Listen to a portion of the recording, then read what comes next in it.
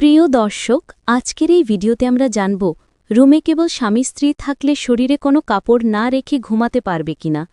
ইসলামী দৃষ্টিতে যদি বলা হয়, স্বামী স্ত্রীর সম্পর্ক এমন একটি পবিত্র সম্পর্ক যেখানে পরস্পরের মধ্যে পর্দার বিধান নেই।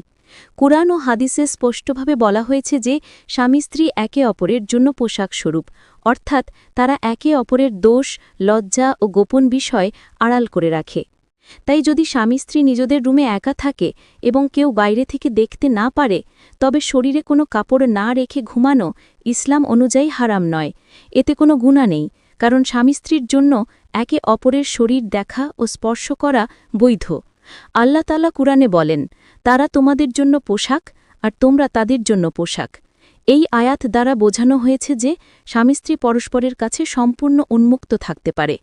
তবে ইসলাম শালীনতা ও পরিশুদ্ধতার ধর্ম, তাই অযথা নগ্ন হয়ে থাকা বা এমন কোনো অবস্থায় থাকা যা অন্য কেউ দেখতে পারে সেটি নিষিদ্ধ। অর্থাৎ যদি ঘরে অন্য কেউ থাকে বা দরজা জানালা খোলা থাকে, তাহলে নগ্ন অবস্থায় থাকা ঠিক নয়। কিন্তু যদি ঘর সম্পূর্ণ গোপন থাকে এবং দুজনের আরাম হয়, তাহলে এতে কোনো পাপ নেই, বরং দাম্পত্য জীবনে ঘনিষ্ঠতা ও ভালোবাসা বৃদ্ধিতেও এটি সহায়ক হতে পারে। তবে কিছু আলেম বলেছেন, অযথা নগ্ন থেকে ঘুমানোর বদলে হালকা পোশাক পরা উত্তম, কারণ এতে শালীনতার সৌন্দর্য বজায় থাকে।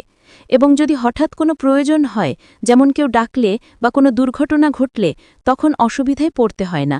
অর্থাৎ শরীরে কাপড় ছাড়া ঘুমানো নিষিদ্ধ নয়, কিন্তু পোশাক পরে ঘুমানো ইসলামী দৃষ্টিতে বেশি আদবসম্মত ও নিরাপদ। স্বামী স্ত্রীর মধ্যে কোনো পর্দা নেই, তাই তারা চাইলে শরীরে কাপড় ছাড়া একসাথে ঘুমোতে পারে।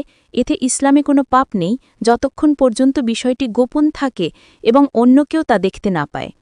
আশা করি বিষয়টি ভালোভাবে বুঝতে পেরেছেন। ভিডিওটি ভালো লাগলে লাইক দিন এবং অন্যদের দেখার জন্য শেয়ার করুন। এরকম আরও ভিডিও দেখতে আমাদের চ্যানেলটি সাবস্ক্রাইব করে রাখুন। ধন্যবাদ।